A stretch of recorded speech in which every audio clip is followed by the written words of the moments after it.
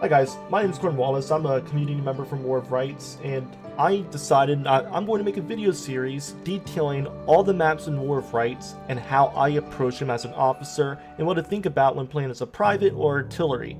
And through this series, I hope to allow players to better understand the maps they are playing and to help both sides elevate their play. If there's anything you might want to add or suggest in the comments, just comment below. Alright, thanks for watching guys. For the Union, you do have the 32nd Pennsylvania and you have the 42nd Pennsylvania. 32nd Pennsylvania is a regular infantry company that does have the primary option as a private to use the Springfield M1842, which uses round ball and buck ball. For Sharps, aka the 42nd Pennsylvania, the regular private will be using the Sharps infantry rifle with Manet ball. For the 4th Texas on this map, you have options primarily between the weapons using Manet ball and buck ball. I heavily suggest that buck ball is the weapon of choice for people that are going to pick the 4th Texas on Woods Skirmish. Hi guys, I forgot to add here that the 10th Georgia does only use Manet ball, and as such they should be used at longer engagements.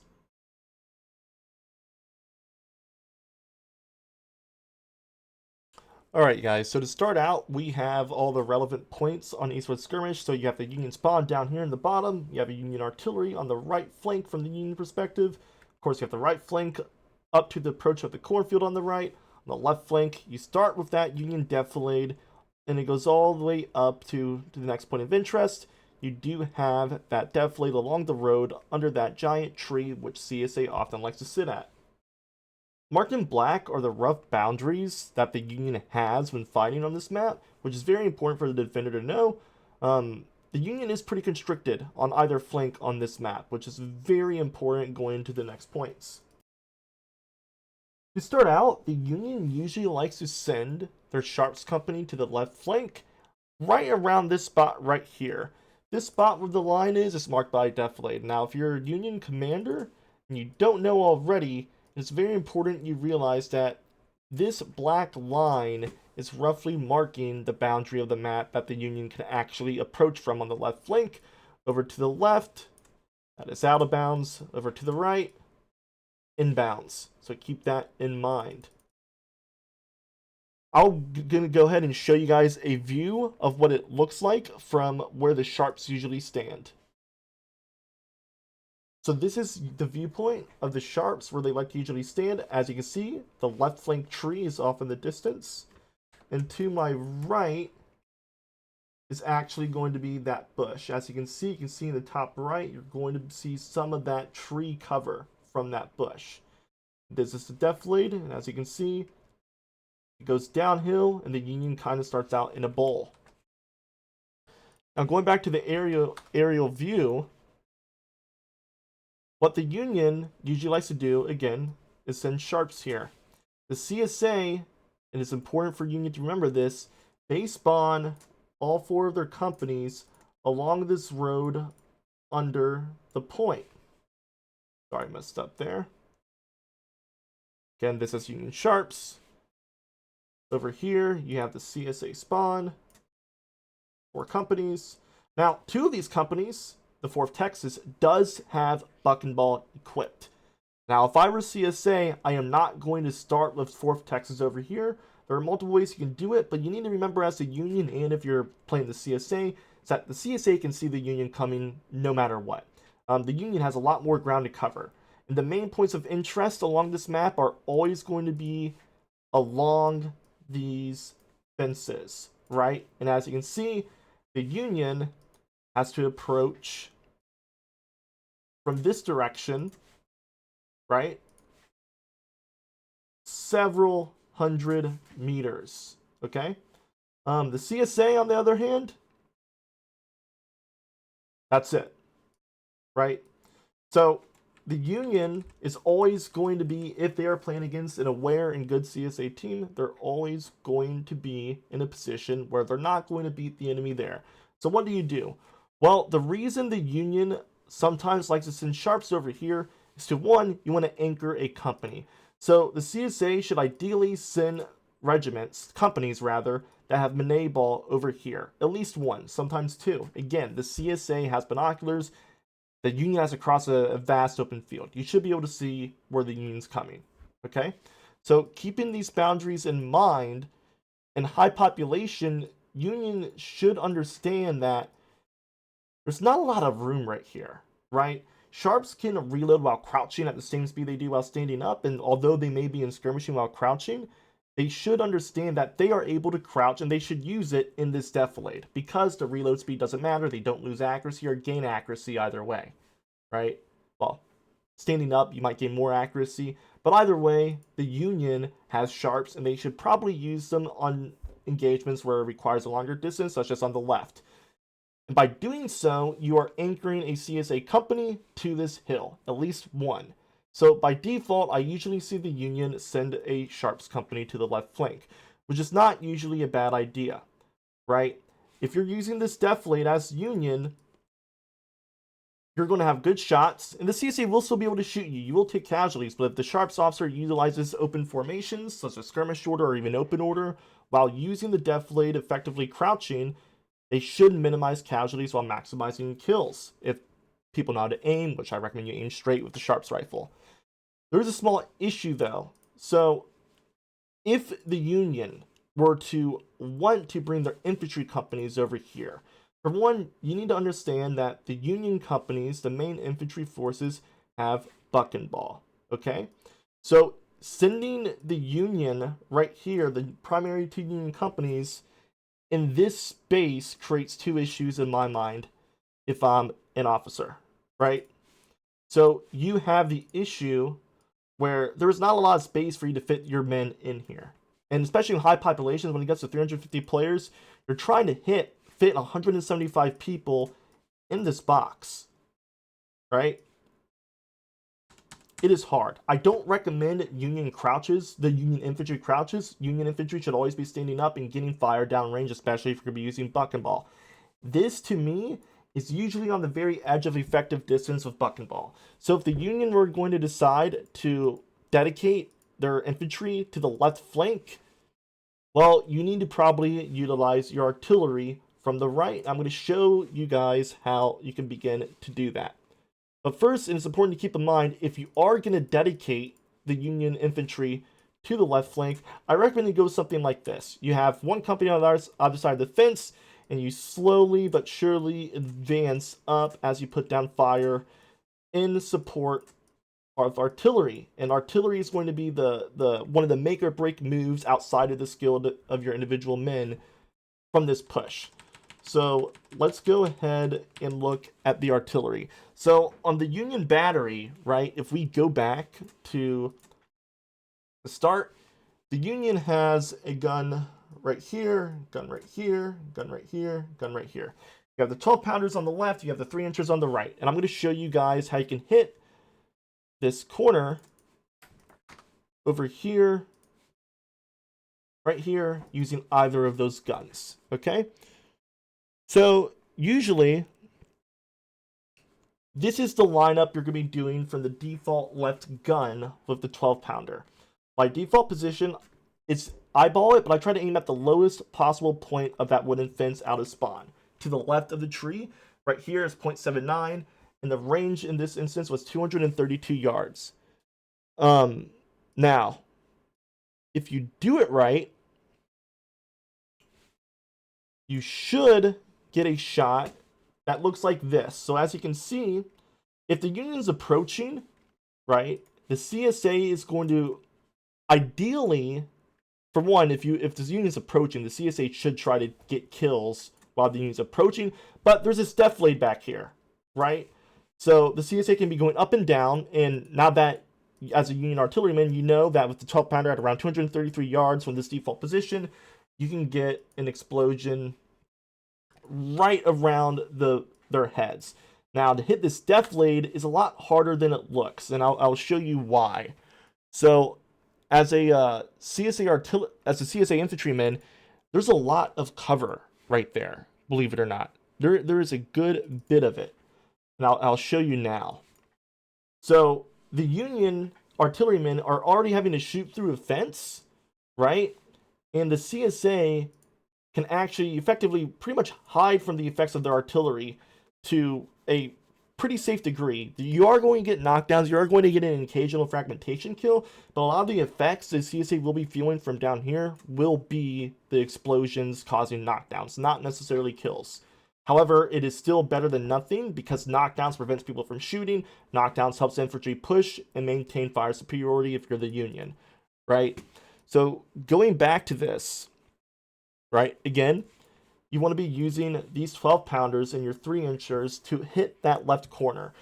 Believe it or not, I already tested it, but the 3-inchers has a similar fuse time. To hit that, you want to be pretty much right on, in terms of range, I use range, yardage, you want to be at 232 or 232 to 235, and you increase it if you want to hit further back in the defilade and to understand where they're at. A good artilleryman should be communicating with the infantry and COs. Communication is key in assistance. So ideally, if the Union does take the left flank via their artillery and infantry pushing, they're going to have an effective point to stage further attacks towards the woods or the cornfield, and the CSAs effectively cut off from one flank.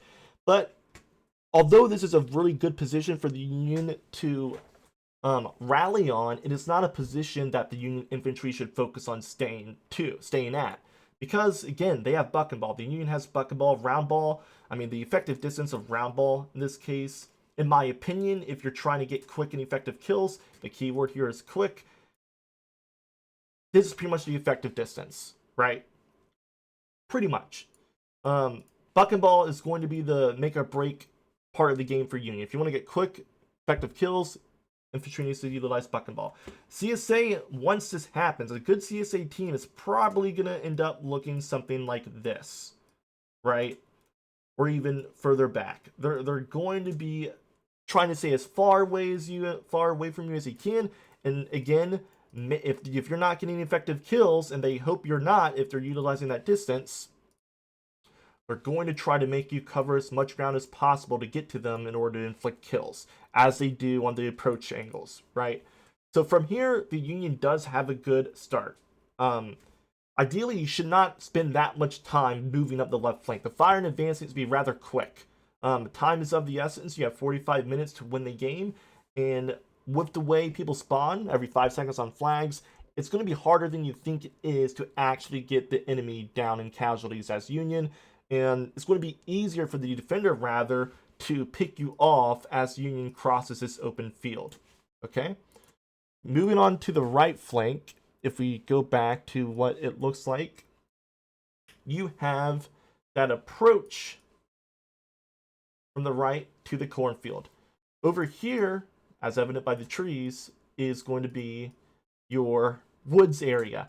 And the boundaries for the woods are more along the lines of this. There's a road back here that kind of goes like this, and the road is pretty much the effective boundary for Union when playing Eastwood Skirmish. So it more looks like this. So let's take a closer look about how I think the Union should usually approach it. But before we do that, let's keep in mind, if you are going to be approaching as Union, again, as we stated earlier, CSA companies, when they spawn in, right? And remember what we said earlier, the points of interest on this maps are pretty much bound to these fences. The immediate points of interest are along that snake fence. The CSA has so much less ground to cover, a lot less ground to cover. So if you're playing as Union, you need to accept that no matter where you go, again, you spawn back here, right? The 3 Union companies spawn back here. You're going to be beat no matter to what position you go by the CSA team, okay? It's going to happen. You're not going to beat them there. A good CSA team will not let you beat them there. So if the Union infantry likes to go up the right flank, well, for one, I think it's important that, as stated earlier, the Union infantry does send their sharps over here to at least anchor one company. If you anchor one company over here, you're going to have a good chance of outshooting, assuming effective skill amongst your men. You're going to have a better shot, at least, of outshooting whatever forces the CSA sends over here. Now, you have buck and ball, so you're going to have to get in close as the Union again. Now, if you haven't played the right flank look something along the lines of like this, right? So you have, this is that point of interest snake fence boundary along the cornfield. There's a snake fence right here. Now the boundary for Union up the snake fence is very, very constricting. It is like this. It opens up a little bit as you get to that snake fence, but it's very constricting. So it is very hard to fit a company or half a company even right here. So ideally, the Union approach with the infantry should look something like this. More of a side-by-side situation where both Union companies are effectively pushing up to this spot. Now, I personally believe that this approach is more fair for the Union because although it is actually harder for artillery to hit these positions in the cornfield, you still have that artillery 4 guns behind you that can at least intimidate or score lucky hits on the CSA. CSA is going to see you coming. Again, so they're going to be stationed here. So you should focus on more of a firing in advance type tactics up here, or you either sprint to this position and start shooting with buck and ball. Your men should already have buck and ball loaded, and you need to be focused on trying to inflict as many kills as possible. In a situation where you do happen to get here as Union, and the CSA may not be on the fence for whatever reason, I highly suggest, if you're Union, right, I highly suggest you avoid getting right on top of the snake fence like so. You have buck and ball. This is pretty much the effective distance right here, assuming you're aiming at the chest, as you should be. And if you keep that buffer between the fence and you as Union, you're going to have a lot easier time for CSA, to kill CSA. Because the CSA is going to try to force a melee on this fence, right? It's a natural barrier. They're going to try to force a melee along that fence. And if you're sitting up on this fence as Union, waiting for the CSA, well, they can kind of approach you from 3 different attacks, right? They can come approach you along this fence on the left. They can come this way along the fence, right? They can come that way. And they can even go slightly out of bounds and go this way. They can collapse on you from a variety of directions all at once, and it's going to be a very bad trade for Union. So, although Union has buck and ball, I recommend you stay off that fence if you take this flank. You use the height on the fence to look for flags, and you go from there. Once you have this position, anything can happen, really. There's a lot of things you can do. Usually, the CSA is going to try to at least send one company along the snake fence on the left, at where that line is. They're going to try to shoot you from there. But you need to remember, so, again, 2 CSA companies, the 4th Texas, have buck and ball. And the other 2 have Manet ball. So, even though you do have buck and ball, if you're going to be fighting the majority of the CSA team over here, there's going to be probably, in all likelihood, at least 2 buck and ball companies, and there's going to be 1 with Manet ball. It's still going to be hard, so you're still relying on your ticket advantage on this map, and you're trying to whittle them down really as quick as you can. Union is all about getting in their face, because if you're going to be using a round ball, you're not going to be making effective use of your time. You have 45 minutes to get the enemy to breaking, well, to actually just win the game.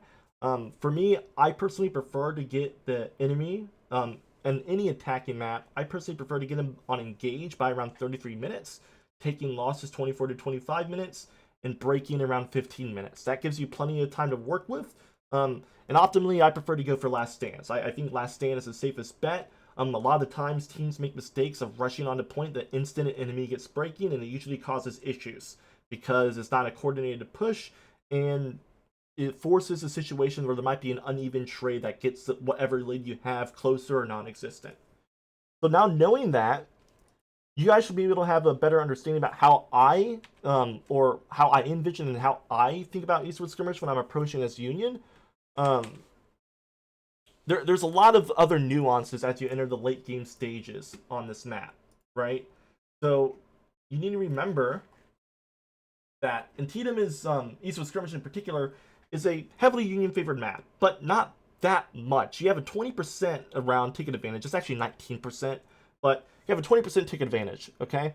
So you need to kill, as Union, 80% of what they kill of you to maintain an even trade, assuming everyone's in formation, right?